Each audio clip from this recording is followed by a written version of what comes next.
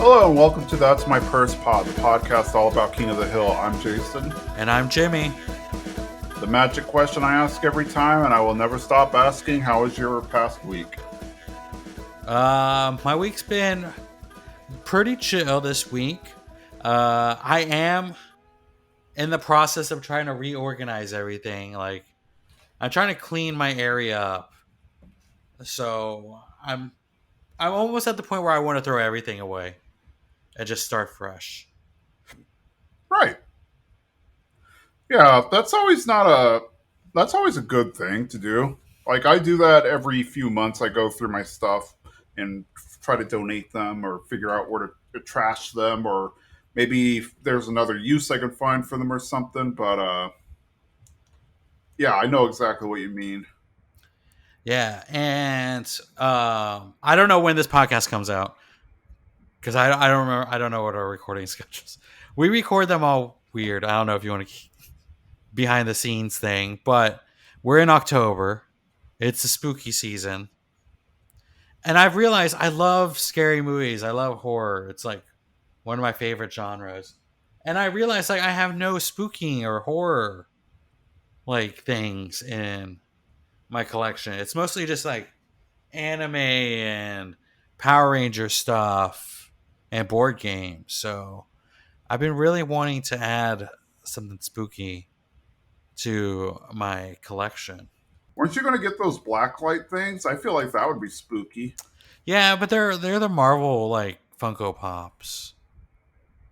I mean, I I did buy guess a that makes Chucky. I sense. bought a Chucky one, but I don't think it's spooky enough. I feel like because I've been talking about horror movies a lot, my phone or Instagram has like decided to throw ads in for places like that. And one is this cool T-shirt place. It's called Cavity Colors. They do like horror movie T-shirts, and they do like cool designs and things. And I was thinking about getting a few T-shirts, but I was wondering if I just buy some and frame them, and it would be like kind of artwork because I love the designs of them. You might be able to get it from them. Like, I think a lot of times if you just ask or whatever, they'll be like, okay. Oh, like get a print or like, well, I know I could buy the shirts. I just wonder if there's like a neat way of framing them. I'm sure you can find online. Like, I know there are ways to frame stuff like that, so I'd be surprised if you can't. Yeah, and I wonder what size is a good size for framing. Since I won't be wearing the shirt, I could just buy like any size. Probably a smaller medium, though it also, I guess, depends on what size frame you're using, I'd imagine. Yeah, but that's kind of what I've been up to. Oh, and I've been trying to watch a scary movie every day this month.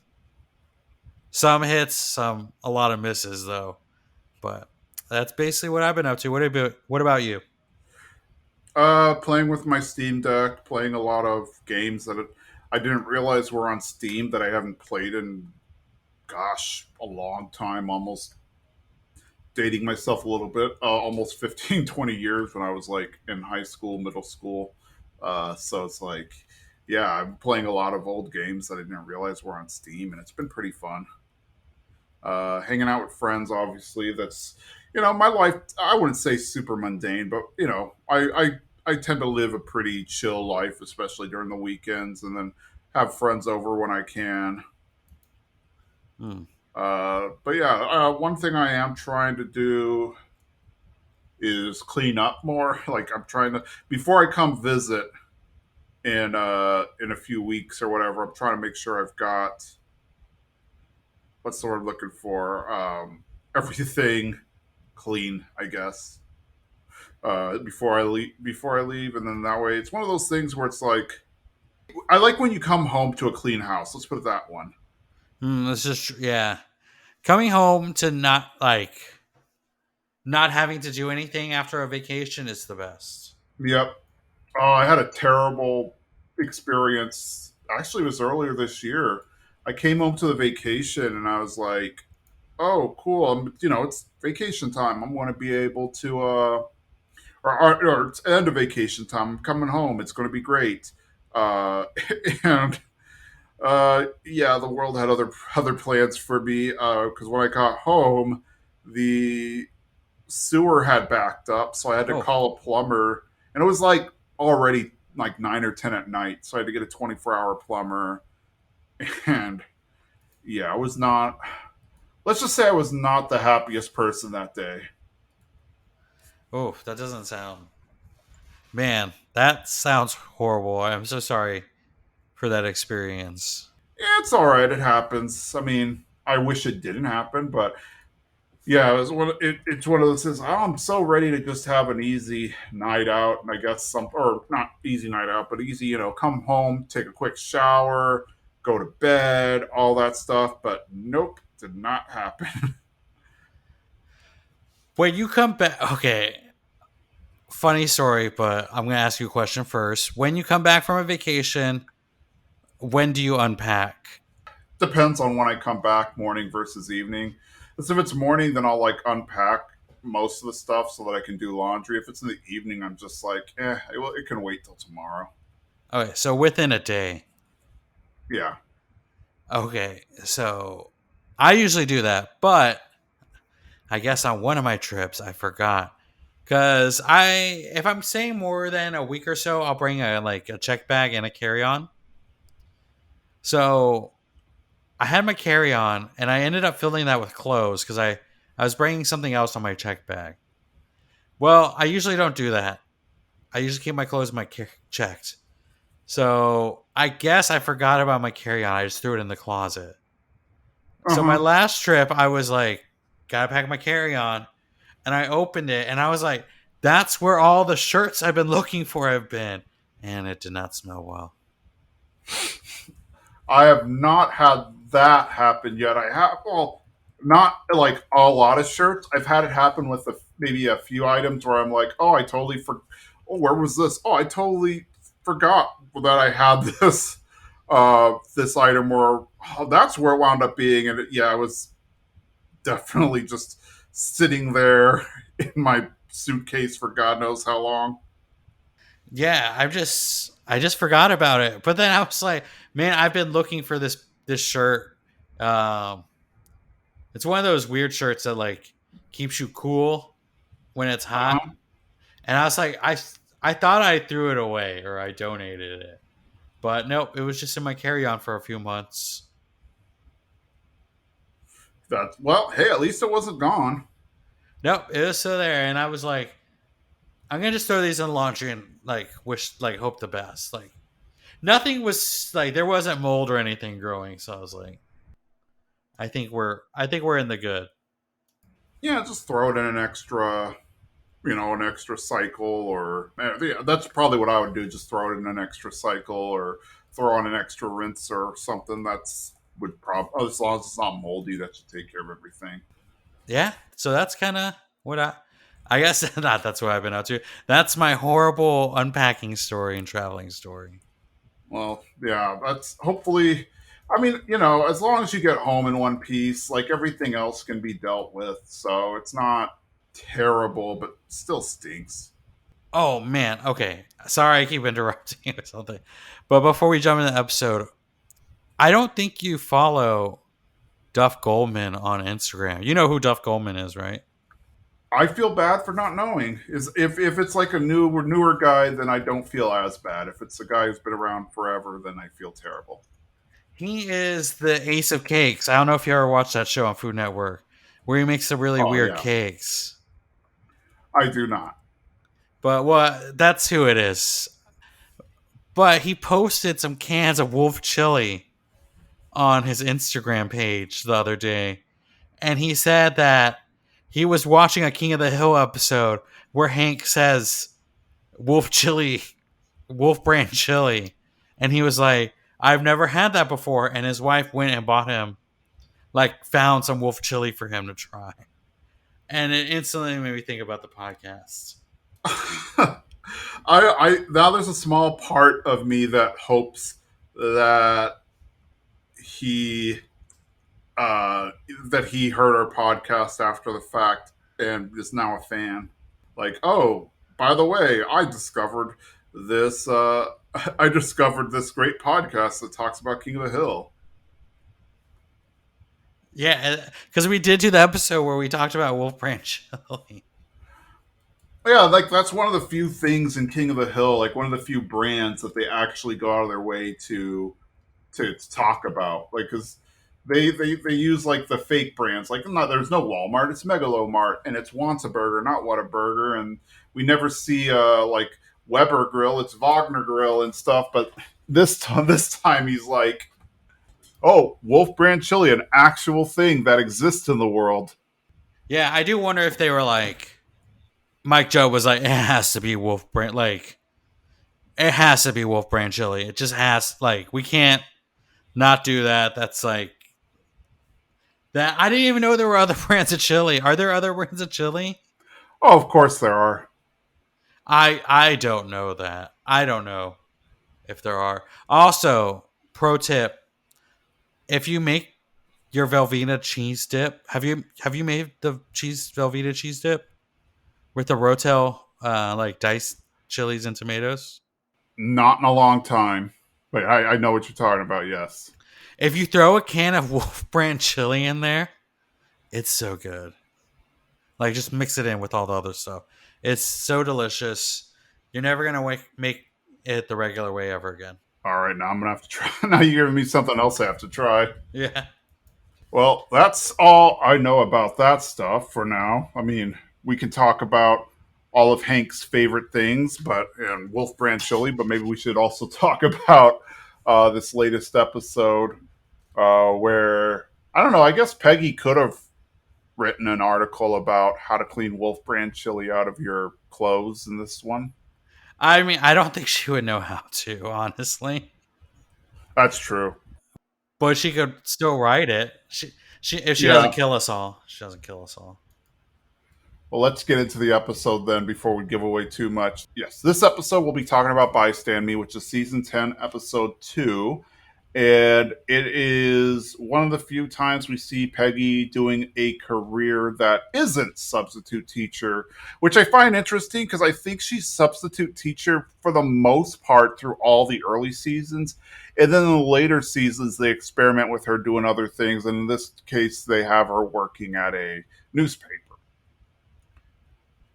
So the episode starts in the alley, and a guy named Harv comes by, and he's driving this just real beater of a car. Like it's one of those things where you can hear the muffler going off and the back shot and all that stuff. And he's coming by to wish Merry Christmas in person, and the guys are drinking, and Hank's like, "Oh, thanks, Harv, but it's April." He's like, yeah, I just wanted to get ahead of it and make sure, I got you guys, and it wasn't an impersonal gift. Like, I don't want to just give you a card or something. And they're like, oh, okay. He points out that like the newspaper, the Arlen newspaper, now has a new owner, or as he likes to call it, a new bastard. And Dale agrees that he's a bastard, and this is resulting in them losing their job. So Harv was a paper delivery person, but he wants to go and use like the old school paper boys, this new person. So, that that's why Harv is out there. He's essentially panhandling more or less, or trying to guilt people into giving him money. So he talks about how like, yeah, so I don't have a job, but they keep taxing my cigs. And then Hank's like, all right, and just tips him to make him go away because he's just kind of making things awkward. Dale's really happy to hear this news because he's always wanted to have a paper route, but then he's upset because they'll only hire kids. Hank really enjoys it because he's like, hey, this is a good way for Bobby to like learn how to throw without him getting scared. And then as Hank walks, Bill, as he always does, has this like little saying where he's like, oh, my ex-wife slept with Harv twice. In the living room, Peggy's watching a movie, and she's doing her own DVD commentary. They make this comment about it being like, and this was our $10 million film or something, and then Peggy in her commentary is saying, But it would have been $100 million film had they cast Tom Cruise. And it's funny because she actually has like a tape deck and she's recording into it. Hank walks in and delivers the good news to Bobby, and Bobby's excited because good news is going to be great. But he's like, "Well, you can make $10 before everyone wakes up. I signed you up to be a paper boy." And Bobby is like, just not thrilled. He's like, "I'm not a morning person." And Hank's like, "Well, too bad. You're being forced to sign up."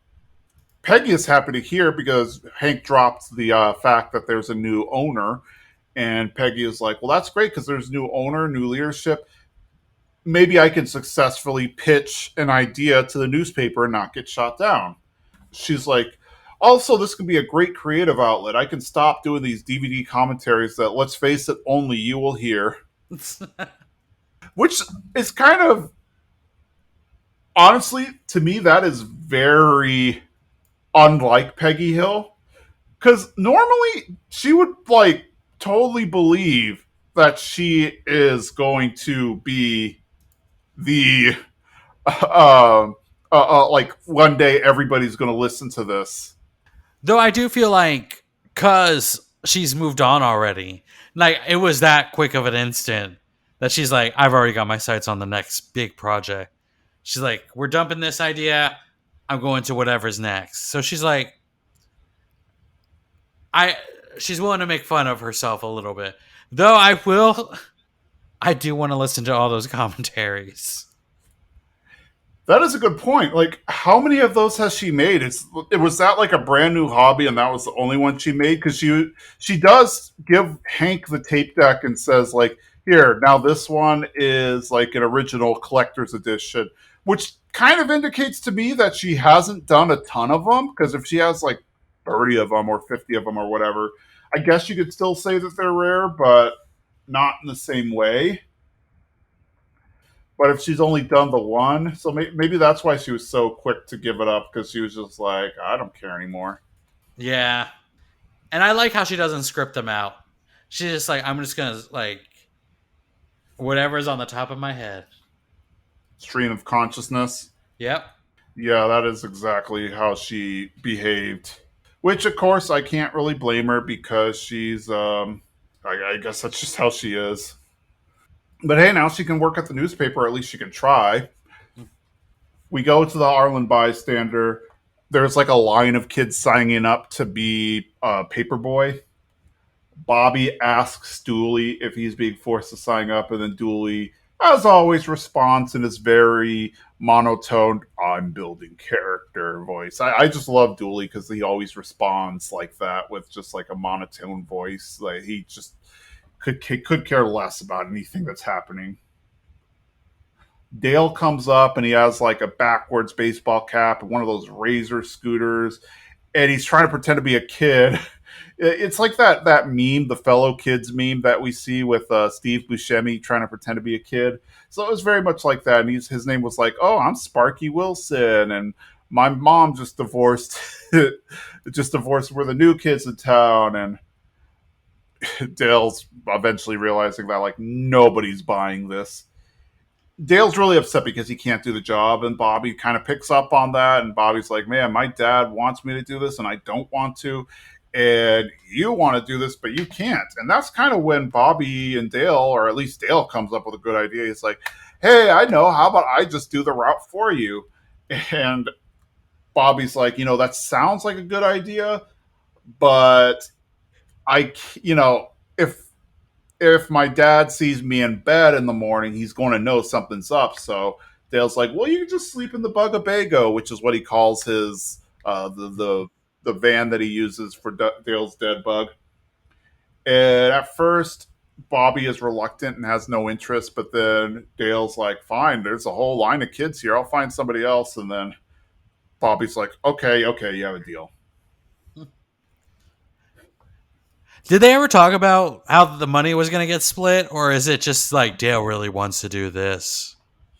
I don't think they actually talked about money being split, and I think if anything, most of the money's probably going to go to Dale because I think Bobby doesn't care. Like he's not doing any work. He's just getting up. I mean, granted, yes, he's getting up early, but he's actually just doing the whole I'm going to get up early and fall asleep in the Bugabago while Dale does his thing. Hmm. Like if anything, maybe like 2080. That's what I. That's like to me that would be fair. I could also see that Dale doesn't want any of the money, and that this is something he really just wants to do. Sometimes Dale just wants to do weird things. That's true. This could very well just be a life goal Dale has, and he's fine without making money. I mean, let's be honest. In a lot of ways, he's fine about not making money. So I see every now and again paper people going by and delivering paper. I remember when I was younger, especially, there was always a car that would drive by in the morning and they would just chuck the paper out into the fields. Now, like in San Francisco, I don't feel like I've seen it that much. Though I also don't think a lot of people, well, maybe they do. I think nowadays a lot of people don't even get print news, but maybe they do. I don't know. Like I have subscriptions, but it's all purely digital because it's like I guess there's something nice maybe about actually holding a physical newspaper, but at the same time, it's like now I have to recycle it and they're killing Hmm. trees. Like I could just do it all digitally. When I was a kid, I mean, this is gonna date me, but when I was a kid, I used to love opening a newspaper and looking at like the dogs, like people who had puppies for sale or like dogs. Mm. And I guess is that the classifieds? Is that called the classifieds as well? Yeah, I think like anything that's for sale by the general public is considered like the classifieds.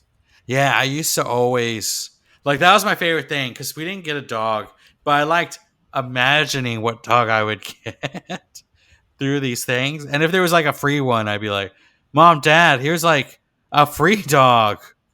That never worked, but I did get a dog, listeners. Eventually, when I grew up and had my own place and my own money, I did get myself a dog. Same here. Didn't get one until I was an adult. Which I think is better because like I'm more responsible. You know, I know and dogs are expensive. Everyone, just FYI.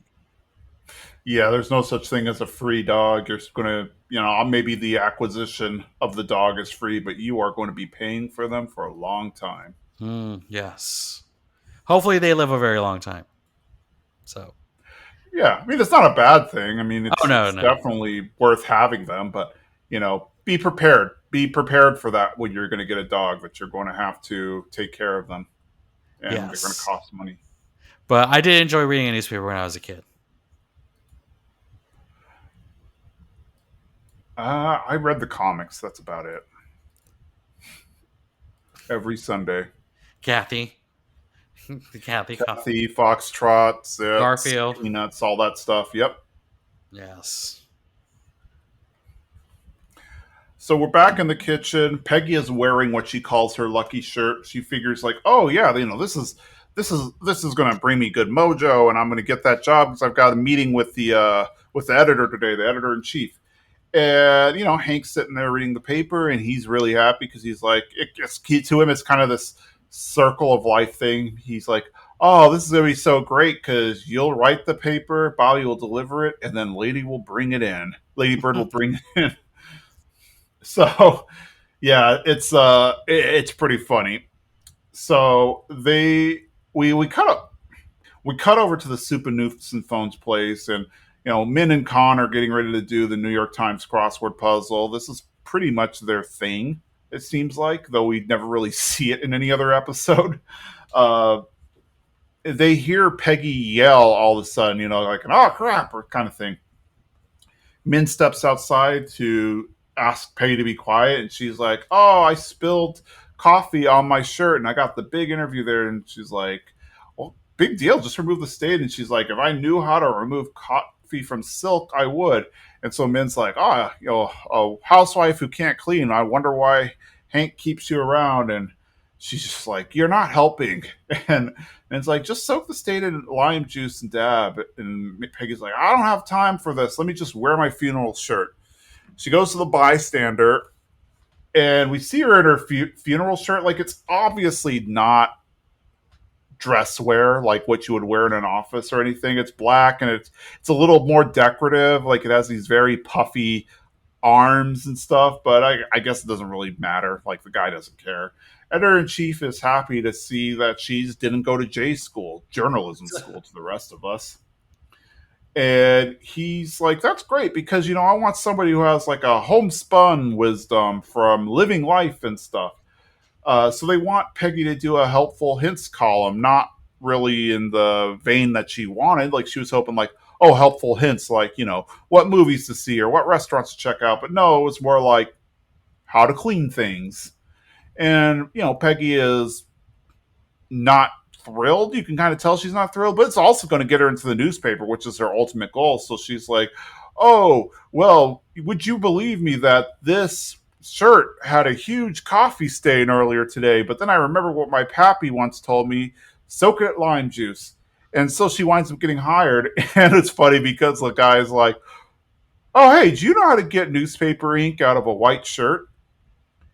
And Peggy is like, she doesn't want to give him any advice because she doesn't have any advice. She's just like, oh, yeah, but you're going to have to read the paper tomorrow to find out. I just feel like that's a great Peggy like line that you have to figure it out tomorrow. So I don't know. I don't know. I just enjoy that. My pappy. Ah, what a great Peggy is. And I love how Peggy has like a this is my stepping stone. Sometimes I really admire that about Peggy. Like, this is my stepping stone to something bigger. Yeah, I will agree that that is a good quality. That she's like, I don't need to start at the top. I will, as long as I can get a foot in the door, I will make my way up to the top. Granted, the whole her lying about having this knowledge is not great, but still,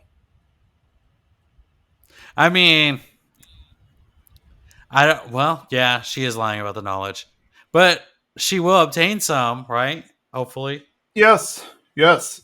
We actually see her go back home, and she goes to Min because she's like, "Oh, that cleaning idea you gave me was so great. Do you happen to have any others?" And Min says, "Oh yeah, she gets plenty of ideas from Lyoma, her mother-in-law," which is interesting considering the past episode because Peggy doesn't seem to indicate in any way that she has ever met or heard of Lyoma before, even though we know for a fact that there was a whole episode with her in there.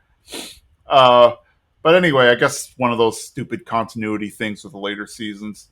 But Min starts to read that Peggy is super desperate. Like, why is she wanting all these tips? And Peggy's like, oh, I need to, I just really need those tips because I have this job writing in the column. And Min's not interested because she's kind of like, a tit for tat type of thing. Like, well, what are you going to give me? And she asks for a specific word from the crossword puzzle. And Peggy kind of has an aha moment where she's like, oh, we actually get the crossword answers a day in advance. So I could actually help you by giving you the answers ahead of time. And at first, Min was kind of against it because she's like, oh, it means I'm going to have to talk to my mother in law more often. But then she hears Con in the background, calling and whatnot. Apparently, they don't just do the crossword puzzle together, it's actually competitive. So she's like, okay, I'll do it so I can be Khan, but I also want the Sunday answers and the weather. And, I love how the weather's So extra. Like, let yeah, me tag that on. all those Sunday crossword puzzles are no joke. The New York Times puzzle, so I could see her wanting that. I mean, of course, she'll have to memorize some of it because I'll be suspicious since they do the crossword together in the same room if she just happen to have a sheet of paper lying around with the answers. True. Man, I haven't done a crossword in forever. I do them every single day. I do the New York Times crossword puzzle. Oh, interesting. How hard is it? It gets harder throughout the week. So the Monday one is the easiest, like the most basic. And then as the days progress to Saturday is definitely the hardest in terms of the clues. Sunday is harder, but largely because it's about twice the size, if not three times the size. But some of the clues are easy, some of them are hard, some of them are in between. So you kind of got a range there. So it's hard in its own way. But yeah, it just really depends. So from Monday to Saturday they get harder. I might try Mondays then. We'll see. I'll let you know how I do. Yeah, usually the Monday one I can knock out in 9 minutes or so, and then it gets longer on throughout the week. Oh, we're going back to the paper route. So I don't know why this is what's happening because clearly they're got to have more paper boys than just Bobby. I don't know why they're arranging this meetup here, but Bobby's just like at the crack of dawn at the get in get out, which is like their smash and grab convenience store over there, and the guy comes and drops off the paper, drives away. A few seconds pass. Dale comes, picks up Bobby. He's like, "Hey, if you want, you can move that bag of rats and use it as a pillow." And so Bobby just goes to sleep, and Dale starts to throw the papers like really, really badly. Like some barely make it out of his car. One actually just like flies back into his face, and he swerves and hits the curb. It's just Dale's not made for this job. Back at the bystander, Peggy turns in her first paper, and she meets some of the other people.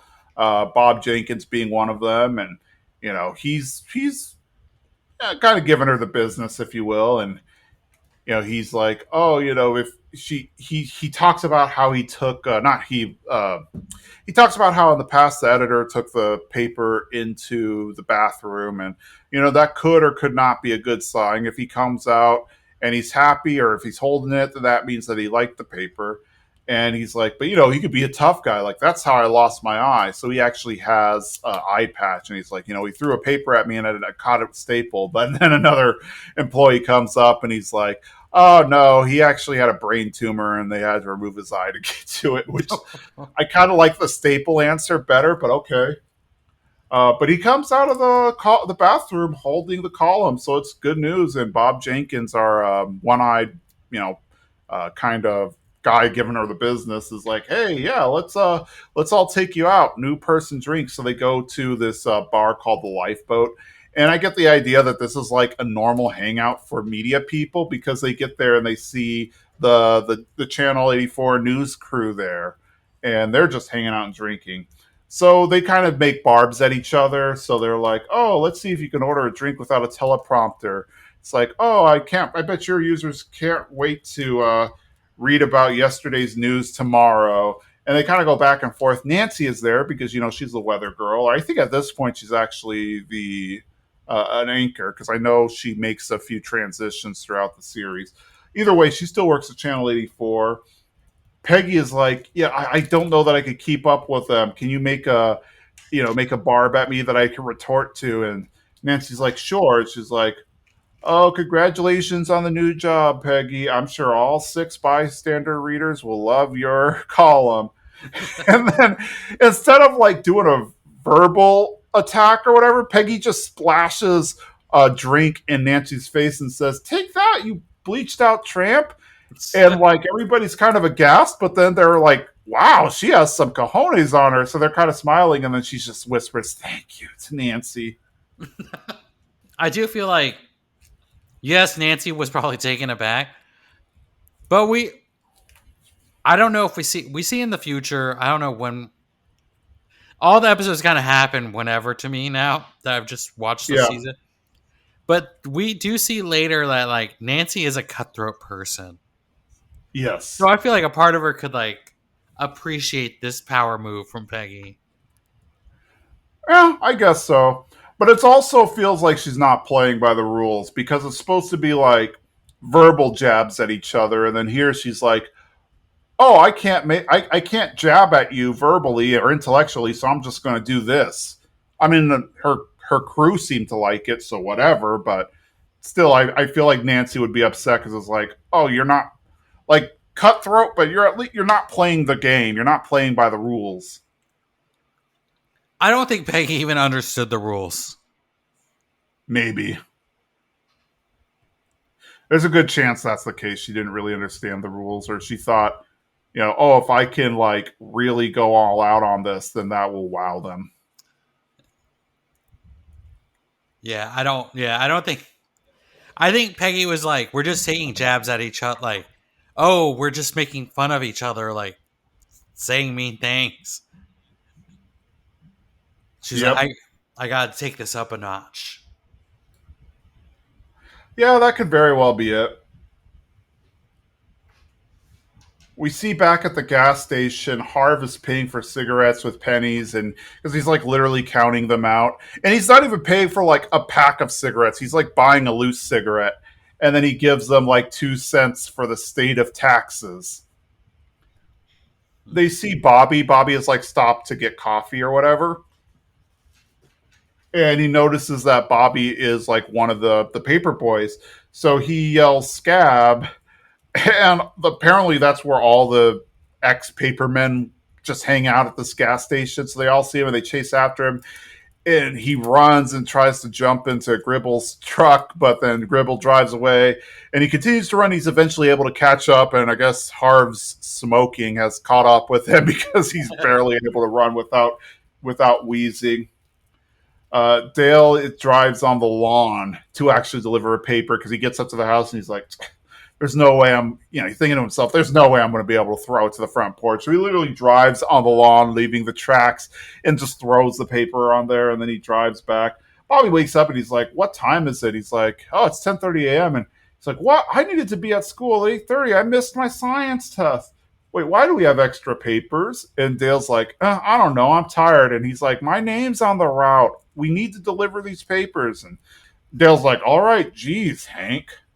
Back to the alley, Peggy and Min kind of do this like handoff over the fence in like envelopes with the hints and the answers.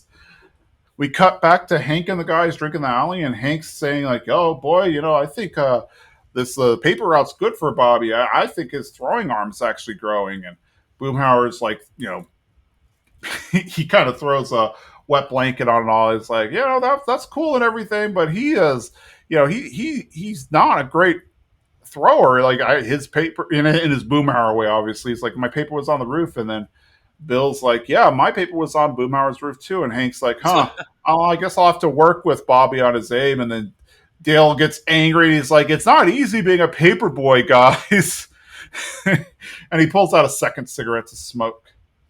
We go to Luli's, which, earlier we're talking about the Wolf brand chili and stuff. For those of you who don't know Texas, and we maybe mentioned it earlier, but Luli's is a parody of Luby's, which is an actual cafeteria in Texas. I don't know if they still exist anymore because I feel like I read that they went out of business during COVID, but maybe they still exist. I'm not sure. There is one. I pass it on my way to work every day. Oh, okay. Well, there you go. Maybe they got bought out and somebody saved them. I think, just as a side note, was Luby's a big thing for you? Like, I have not had Luby's in easily 10 plus years, if not longer. But I remember when I was a kid, that was like our Thanksgiving because they were always open on Thanksgiving. Hmm. I've only eaten there once in my life, but I've had people Really? be like, "Let's go to Luby's." So I think it's interesting. It's like you said, it is a cafeteria. You walk down with your tray and you kind of pick and choose what you want, and then they check you out Yep. at the end. Mm-hmm. Yeah, it's very country. Like when you go there too, it's like very southerny food, Texan food, all that stuff. It was never really my favorite, but it's not bad. I mean, I guess I have fond memories of it, but like I said, I have not eaten there in easily over 10 years. But yeah, so they, being the Hill family, are at Luli's. And Hank points out that, he's been getting a lot of complaints about Bobby's throwing accuracy. And he's like, you're right handed, right? And Bobby's like, I'll work on it. A fan comes by and recognizes Peggy from her articles. I guess she sees her picture. And she's super happy. She's like, "Oh, I love your articles. You saved my marriage. Your whole idea of using seaweed to remove the oil stains from the driveway just really worked." And Peggy's like, "Oh, well, thank you." And then Hank's like, "Yeah, I wonder where you got that idea. I've never even heard of that before." And Peggy deflects by saying, "Hank, I want to talk about our marriage," which immediately shuts him up. We go and see Min, and Min is talking on the phone with Leoma, and you can kind of only hear one end of the conversation, but Min's like, "Oh, yes, yes. Oh, yeah, there's nothing that's too good for your con. Yeah, do you know I can remove a lipstick stain from the shirt?" While she's talking, Peggy hands her the answer.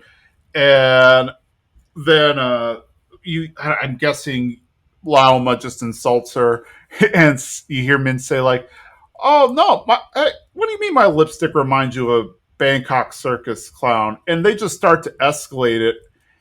And then before Min hangs up, she's like, "Oh, and that couch you sleep on, it's a pull-out." Slams, and she's like, "Well, no more tips." And then Peggy's like, "Well, what am I supposed to do with my column?" And she's like, "I don't know. Maybe you can write something about turning corn cobs into pipes." Because Min, I just I like how Min constantly looks down on Peggy, even though they're like pretty much in the same, like they live in the same neighborhood. They're next door neighbors. It's not like she's super rich or anything. I mean, they are pretty country though. The Yeah, Hill family.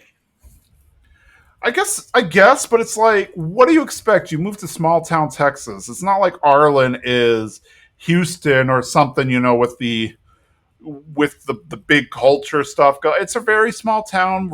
I don't know if I go say rural, but it's definitely a small town. So you're not going to get the same culture. And they mentioned that they moved from Orange County, I think, either Orange County or Anaheim, so California. So it's like I mean, maybe that's it. Maybe they're just mad. there is a high Laotian population in Arlen That's though. true. That's true. There is an unusually high Laotian population there. So maybe they're just like, this is the only thing we could get for right now. Maybe. So At the bystander, Peggy's sitting at her computer, just kind of staring at the blank screen. Bob Jenkins comes up and is like, "Oh, blank screen. That's a sign of writer's block. That's like the worst thing for a writer." And one of the guys is like, "When I get writer's block, I drink 5 cups of coffee and eat 5 candy bars." And then Bob Jenkins is like, "When I have writer's block, I just hire a prostitute," which I feel like Bob Jenkins is like, what is his name? Buck Strickland 2.0. But anyway, at the Hills house, Hank comes out and he's going to grab the paper and he sees that it's not there on the curb and he notices that Dale's driven onto the curb and he's like, "Well, what's going on?" Dale's obviously fallen asleep and Hank checks up on him, but then he sees that Bobby is asleep in the back of the van and then Dale like tries to pretend like, "Oh, this is nothing," like, "Oh, I just happened to run into Bobby at the end of his route and I decided to give him a ride," and Hank's not falling for it and Dale's like, "He made me do it," and Bobby literally throws a rat at, at Dale for ratting him out. Of course, Hank's like, "Both of you out of the van." We go to Peggy and we see that she's in the kitchen. She just literally like put every cleaning agent that she could find in the house on the table and just thinking like, "Come on, something good, come to me, come to me." She's just staring and then she finally gets an idea. She's like, "Yes, this is going to work." We cut over to the bedroom. They're getting ready to go to bed and Hank's just like, "I'm not even sure how to punish Bobby for this one." And Peggy tries to change the subject just to like something happier. It's like, "Oh, well, I came up with an amazing idea for the cleaning that you're going to love." She's like, I told my readers to harness the cleaning power of ammonia with the whitening power of bleach. And then Hank's like, "You told them to mix ammonia and bleach? That's a recipe for mustard gas." Oh, that's like one of my favorite, and like it's become a running joke. Not at my new job, but at my previous job, I'd always joke because I worked from home at my previous job before it was cool, and I was always like, I would always joke like, "Oh, guys, I had like a break between meetings, so I decided to do some cleaning, and I decided to use some ammonia and bleach, and now I'm feeling really dizzy." I never knew that those things did that until I watched this episode. But what was it? I did in high school. My chemistry teacher. I guess a side funny story is that one day we were doing experiments, and then he kind of like ran out of the classroom, and then he came back and he was like, "Oh, I thought I smelled mustard gas, but it was something else from another room." And then we were all like, "Wait, you just left us in here?" It's just like I was just gonna save myself, but you guys are fine. So Yeah, but maybe maybe he was just in a every man for himself thing. yeah, I mean, was it fight or flight? Yep. Yeah. Maybe he just had the mindset of like survival instincts. You see a guy running out of a room, you need to follow him. I mean, to be honest, it was AP chemistry, so he's like, these are the smart ones. They should be able to escape. Maybe that's what he thought. Yeah, but well, I don't know. Do you, do you think people would have done that? I mean, I guess if I was a cleaning, like reading her article and I didn't know beforehand, I might have. Yeah, because I mean, I guess there are people who do know that you're not supposed to do that, obviously. But I'm guess there's pretty possibly people who've just never heard of it and just well, why not? Why not mix ammonia and bleach? Yeah. So Hank runs into Bobby's room, wakes him up, and Bobby at first is like concerned and it's like, oh man, I'm in trouble because I didn't wake up in time. And Hank's like, don't worry, you're not in trouble. It's your mom's fault this time. uh, they're in the truck and they're driving to the processing plant where they do all the print all the papers so that they can stop it. And Peggy's like, "Are you absolutely sure it's mustard gas?" Is like, "Positive. My dad used to make a batch of it for BJ Day," which totally sounds like something Cotton would do. And she's like, "Oh, I can't believe I told them to do this. I am going to be a laughing stock." And Hank's like, "Well, it might not be anyone to laugh at this if we're not fast enough." And Peggy's like, "Really?" He's like, "Oh, wait, yeah." They get to the plant and they realize they're too late. First, they get to the wrong plant. Apparently, there's a completely separate plant for putting in the like the advertisement inserts into the paper, and they're like, "Oh, you have to go to the printing plants across town," but they're already done printing and they're getting ready to deliver. And like, "Oh no, we're going to. It's too late. We're gonna have a lot of people dead." And Bobby's like, "I got an idea." They go to the gas station, they see Harv and all of his friends together, and they're literally like sharing cigarettes, like cutting a cigarette in half. So I kind of feel, I don't know who's the lucky one in that one, the guy who gets the filter or the guy who doesn't. Because I feel like I'm not a smoker, but I feel like if you're the one who gets the filter, you're not getting a lot of cigarette, but the other person is getting too much cigarette. I don't know. I guess should you just like pass it back and forth? I don't know. I'm not a smoker. I don't know these things. Yeah. Hank tries to ask them to help him out and help them pick up all the papers, and they're like, "No, we're not in the paper game anymore. We're in the restaurant flyer delivery business." And then Hank's like trying to give a rousing speech to inspire them. He's like, "Dang it, guys, and possibly ma'am over there. You guys are important part of it. Delivering papers, and the city needs you now." And they're not interested. And Bobby tries it too, and he's like, "Guys, I saw things that I never thought I'd see before. Sunrise, morning dew, snails on the sidewalk. These are things I never want to see again." So he's pretty much trying to give the job back to them. They're still not interested. But then Peggy's like, "Hey, you guys can keep whatever the paper is worth at the recycling center." And then now the guys are like, "Let's get a move on." They are all successful in collecting all the papers and they turn them in and they get $18 for 6 tons of newspaper, but they're all happy. Hank, Dale, Bobby, and Peggy decide to go celebrate. And Hank's like, "Oh, let's go." Or Hank's like, "Oh, let's all go to the Waffle House." But Peggy's like, "Oh, I owe my readers one last column."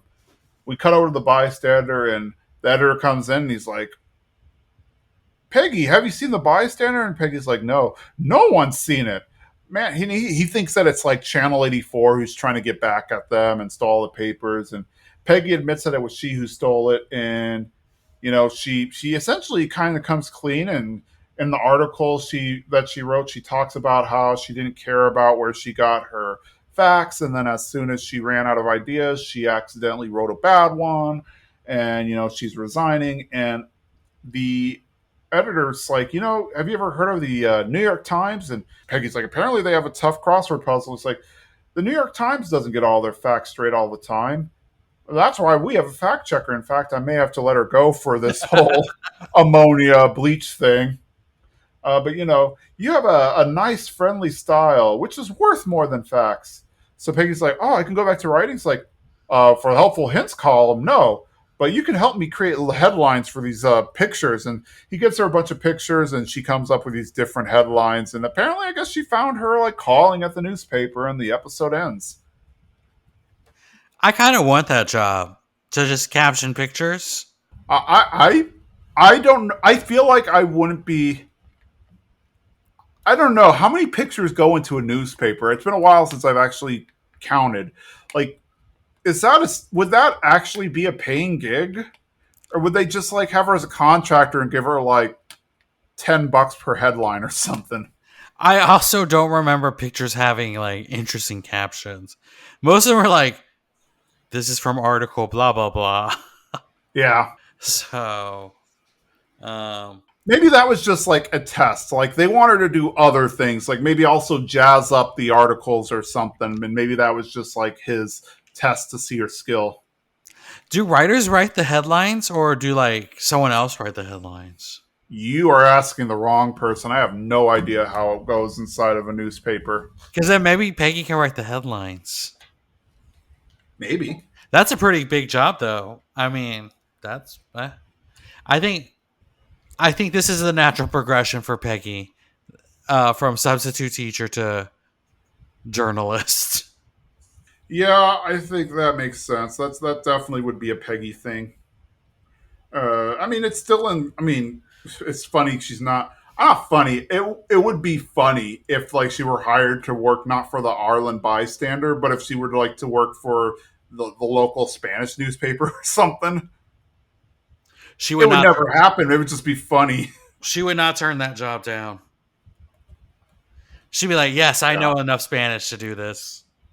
Yeah.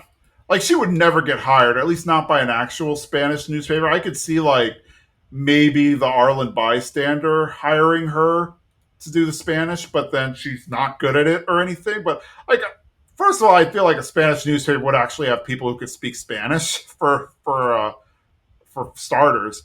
And then after also like I don't know, I don't think that would happen. But it would be a funny like arc if that's what wound up happening, and then she just wound up writing like all the wrong articles. Not to get dark though, should we check on that fact checker? What if they made the ammonium bleach combo? That's true. They actually read it. They should check on them. Interesting, but yeah. Now that I didn't think about it until I'm like reading it. You know, it's hitting me different.